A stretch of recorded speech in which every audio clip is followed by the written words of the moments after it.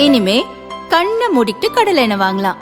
ஏன்னா மந்த்ரா கடலை எண்ணெய் இதயத்தின் தயாரிப்பு. வறுக்க பொரிக்க ஏன் எல்லா சமையலுக்கும் மந்த்ரா தான். மந்த்ரா கடலை எண்ணெய், அபார ருசி, ஆரோக்கியமான உடல் நலம். தமிழக சட்டசபை தேர்தல் ஏப்ரல் 23 நடக்க உள்ளது. கூட்டணி பேச்சு, தொகுதி பங்கீடு என தேர்தல் களம் தினமும் சூடு பறக்கிறது. தேசிய ஜனநாயக கூட்டணியில் சுமூகமாக கூட்டணி பேச்சு முடிந்து போட்டியிடும் தொகுதிகள் அறிவிக்கப்பட்டுள்ளன. திமுக கூட்டணியில் இது அனைத்துமே இழுபறியாக நீடிக்கிறது. ஒவ்வொரு கட்சியாக இழுத்து பிடித்து ஒப்பந்தம் போட்டுக் கொண்டிருக்கிறது திமுக. அந்த வகையில் வேதனையுடன் இருந்த திருமாவளவனுடன் இன்று டீல் இறுதியாகியுள்ளது. முன்னதாக புதுச்சேரியில் 3 தொகுதிகளில் தனித்து போட்டியிடுவதாக திருமாவளவன் அறிவித்தார். கேட்ட தொகுதிகள் கிடைக்கவில்லை. வேட்புமனு கொடுத்த பின்பும் திமுக ஒதுக்கியதாக கூறிய ஒரு தொகுதியும் எந்த தொகுதி என தெரியவில்லை. நிர்வாகிகள் அதிருப்தியில் உள்ளனர்.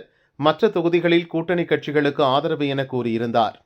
இதன்பின் திமுக தலைவர் ஸ்டாலினுடன் விசிக தரப்பில் அறிவாலயத்தில் 2ஆம் கட்ட பேச்சு நடந்தது. அதில் விசிகவுக்கு 8 தொகுதிகள் ஒதுக்குவதாக ஒப்பந்தம் கையெழுத்தாகியுள்ளது. இரட்டை இலக்கில் தொகுதிகள் வேண்டுமென திருமாவளவன் வலியுறுத்தி வந்தார். 6 பொது தொகுதி, 2 தனி தொகுதி ஒதுக்கப்பட்டுள்ளது. புதுச்சேரியில் தனித்து போட்டி என்று நாங்கள் அறிவித்திருக்கிறோம். 3 தொகுதிகளில் நாங்கள் நாமினேஷன் செய்திருந்தோம். ஏன் 3 தொகுதிகளில் நாமினேஷன் செய்ய வேண்டிய நிலை ஏற்பட்டது என்றால், வேட்புமனு தாக்கல் செய்வதற்கு கடைசி நிமிடம் வரையில் கூட்டணி உறுதிப்படவில்லை. திமுக காங்கிரசுக்கு இடையே கிட்டத்தட்ட 7 நாட்கள் 8 நாட்கள் இடைவிடாமல் பேச்சுவார்த்தை நடந்து கொண்டே இருந்தது. அந்த பேச்சுவார்த்தையில் எண்ணிக்கையே முடிவாகவில்லை. இந்த நிலையில் வேட்புமனு தாக்கல் செய்வதற்கான கால அவகாசம் முடிந்துவிடும் என்பதனால் முன்னெச்சரிக்கையாக நாங்கள் 3 தொகுதிகளில் வேட்புமனு தாக்கல் செய்திருந்தோம். உசுடு தொகுதியிலும் நெட்டப்பாக்கம் தொகுதியிலும் தனி தொகுதிகள், இந்த 2லும் எமது கட்சியின் முன்னணி தோழர்கள் வேட்புமனு தாக்கல் செய்திருக்கிறார்கள். அதேபோல உழவர்கரை பொது தொகுதி, கடந்த ஆண்டு எங்களுக்கு காங்கிரஸ் அந்த தொகுதியைத்தான் ஒதுக்கியது. தனி தொகுதியை நாங்கள் கேட்டோம். இல்லை உழவர்கரையை எடுத்துக்கொள்ளுங்கள் என்று போன முறை காங்கிரஸ் எங்களுக்கு அந்த தொகுதியை தந்தது. ஆகவே இந்த முறையும் 6000க்கும் மேற்பட்ட வாக்குகளை வாங்கிய தொகுதி என்பதனால் இந்த முறையும் அந்த தொகுதி எங்களுக்கு வேண்டும் என்று 3 தொகுதிகளை எழுதி கொடுத்திருந்தோம். கடைசியாக வேட்புமனு தாக்கல் முடிந்த பிறகு விடுதலை சிறுத்தைகள் கட்சிக்கு 1 தொகுதி தான் என்ற அறிவிப்பு வெளியானது. ஆனால் அந்த ஒரு தொகுதியிலும் காங்கிரஸ் சார்பிலே வேட்புமனு தாக்கல் செய்தவர்கள், தனி தொகுதிகளிலும் வேட்புமனு தாக்கல் செய்தவர்கள் திரும்ப பெறுவதற்கு தயாராக இல்லை. அது இன்னும் இழுபறியாகத்தான் இருக்கிறது. காங்கிரஸ் கட்சியை சார்ந்த வேட்பாளர்கள் தனித்து சுயேட்சையாக போட்டியிட்டால் அல்லது காங்கிரஸ் சார்பில் போட்டியிட்டால் கூட்டணியில் என்ன பொருள் இருக்கிறது, என்ன அர்த்தம் இருக்கிறது என்கிற கேள்வி எழுகிறது. ஆகவேதான் அந்த 3 தொகுதிகளிலும் தனித்து போட்டி என்று அறிவித்திருக்கிறோம். திமுக தரப்பில் எங்களுக்கு சொல்லப்பட்டிருக்கிற தகவல், வேட்புமனுவை திரும்ப பெறுவதற்கான கால அவகாசம் இருக்கிறது, எனவே பொறுமையாக இருக்க வேண்டும் என்ற வேண்டுகோளை வைத்திருக்கிறார்கள். நாங்கள் பொறுத்திருக்கிறோம். கடந்த முறை 10 தொகுதி கேட்டிருந்தோம், இந்த முறை 8 தொகுதி கிடைச்சிருக்கு. போன வாட்டி உங்களுக்கு 6 தொகுதி முன்னேற்றமா பாக்குறீங்களா? 8 என்பதே எட்டி பிடி என்பதற்கான ஒரு சைகைதான். எங்கள் இலக்கை எட்டி பிடிப்பதற்கான ஒரு இடமாக இதை பார்க்கிறோம். எட்டுவோம், எங்கள் இலக்கை எட்டுவோம், வெற்றியை எட்டுவோம். நாங்கள் தமிழகத்தில் தவிர்க்க முடியாத ஒரு சக்தி என்பதை நிலைநாட்டுவோம்.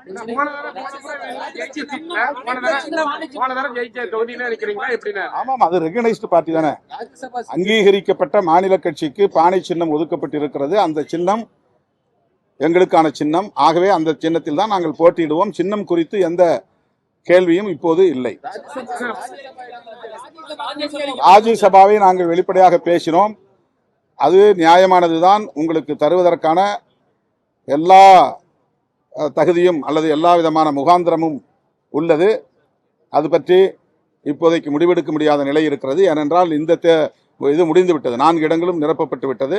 2028 4 இடங்கள் அல்லது 6 இடங்கள் காலியாகும், அல்லது அதற்கு பிறகு 2 வருடங்களுக்கு பிறகு காலியாகும். எனவே இப்போதைக்கு அதை பேசுவதிலே எந்த பொருளும் இல்லை என்று நாங்கள் அதற்கு உரிய அழுத்தம் கொடுக்கவில்லை.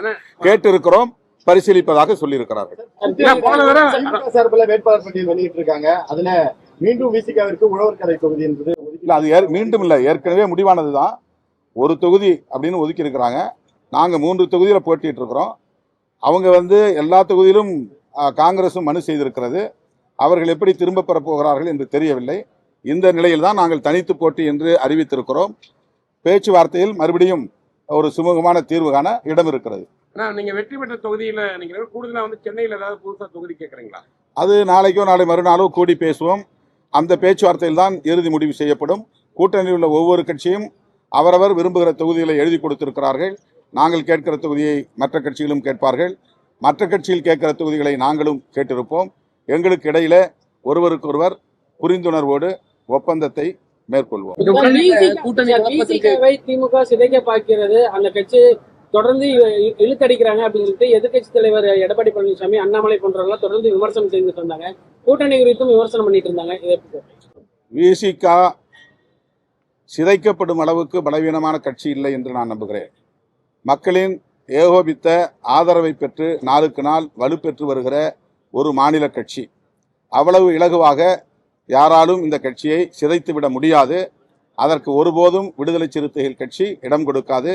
எங்கள் சுயநலத்தை விட, எங்கள் கட்சியின் நலன்களை விட, தனிநபர் நலன்களை விட, சமூக நலன்கள், மாநில நலன்கள், தேச நலன்கள் ஆகியவற்றை நாங்கள் முன்னிறுத்தி பார்க்கிறோம். ஆகவே மற்றவர்களுக்கு எங்கள் நிலைப்பாடு பலவீனமாக இருக்கலாம், ஆனால் எங்களுக்கு தெரியும் எங்கள் பலம் என்ன, பலவீனம் என்ன என்று எல்லாவற்றையும் கணக்கில் கொண்டுதான் நாங்கள் இந்த முடிவை எடுத்திருக்கிறோம்.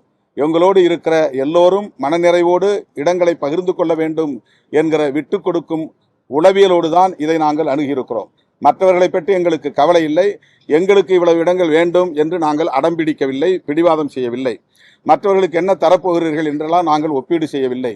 மற்றவர்களுக்கு எத்தனை தொகுதிகளை தந்திருக்கிறீர்கள் என்று நாங்கள் ஒப்பிட்டு எந்த விவாதத்தையும் நடத்தவில்லை. ஆகவே திமுக இருக்கிற இடத்தில் விடுதலை சிறுத்தைகள் கட்சி இருந்து எல்லாவற்றையும் நாங்கள் சீர்தூக்கி பார்க்கிறோம். திமுகவுக்கு அந்த பொறுப்பு இருக்கிறது, எங்களுக்கு அந்த பொறுப்பு இல்லை என்று நாங்கள் அதை தட்டி கழிக்க முடியாது. கூட்டணிக்கு திமுக தலைமை தாங்குகிறது என்றாலும் கூட அந்த இடத்திலிருந்து திமுக எப்படி எல்லாவற்றையும் அணுகுகிறதோ அதே போல விடுதலை சிறுத்தைகள் கட்சியும் அந்த இடத்திலிருந்து எல்லாவற்றையும் நாங்கள் சீர்தூக்கி பார்க்கிறோம். அந்த அடிப்படையில் தான் எங்களோடு பயணிக்கக்கூடிய எல்லோருக்கும் மனநிறைவான இடங்களை தர வேண்டும் என்பதையும் கூட நாங்கள் சுட்டிக்காட்டியிருக்கிறோம். ஆகவே இந்த முடிவில் யாரும் எங்களை வீழ்த்துவதற்கோ பலவீனப்படுத்துவதற்கோ ஒருபோதும் இடமில்லை. அந்த அளவிற்கு இடம் கொடுக்கிற அளவுக்கு நாங்கள் பலவீனமாகவும் இல்லை. புதுச்சேரியில கூட்டணி குழப்பத்திற்கு காரணம் காங்கிரஸ். எங்க புதுச்சேரியில ஒரு இழுபறிக்கு, ஒரு கூட்டணி குழப்பத்திற்கு காரணம் காங்கிரஸ். நீங்க தனிச்சு போட்டிங்கிற முடிவுல காங்கிரஸ் உடைய அணுகுமுறையில் எங்களுக்கு ஒரு அதிருப்தி இருக்கிறது என்பதை நான் வெளிப்படையாக சொல்ல விரும்புகிறேன். புதுச்சேரியில் கடைசி நிமிடம் வரையில் வேட்புமனு தாக்கல் செய்கிற வரையிலும் கூட ஒரு முடிவுக்கு வர முடியவில்லை என்று சொன்னால் எப்படி எங்களை போன்ற அமைப்புகள் ஒரு முடிவெடுக்க முடியும்?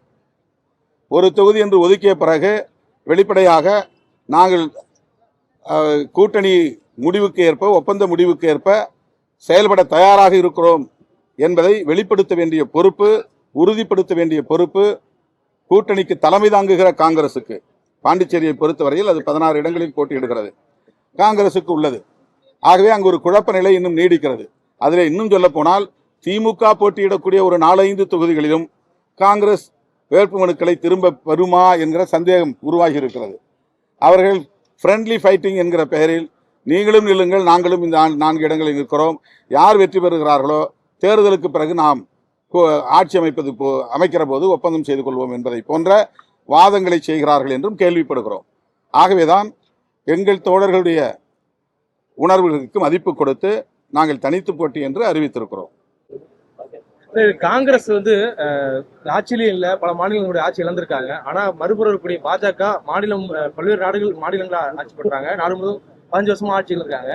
அந்த கட்சி கூட்டணிக்கு மதிப்பு கொடுத்து 10 தொகுதிகள் குறைச்சிக்கிறாங்க. ஆனா காங்கிரஸ் அவங்களுடைய நிலையை அறியாம தொடர்ச்சியா கூட்டணி கட்சிகள் அழுத்தம் போட்டு தங்களை நிரூபிச்சுக்க முயற்சி பண்றாங்கன்னு நினைக்கிறீங்களா?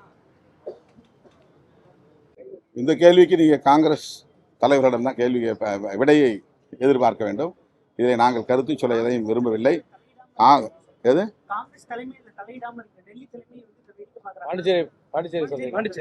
இல்ல, பொதுவா டெல்லியில இருந்து தான் எல்லா முடிவும் எடுப்பாங்க. மாநிலங்கள்ல அது பாண்டிச்சேரியா இருந்தாலும் தமிழ்நாடா இருந்தாலும் இறுதி முடிவு எடுக்கிற நிலை தேசிய கட்சி என்கிற முறையில் காங்கிரஸ் டெல்லியிலிருந்து தான் கடைசி நிலைப்பாட்டை அறிவிப்பார்கள், முடிவை அறிவிப்பார்கள்.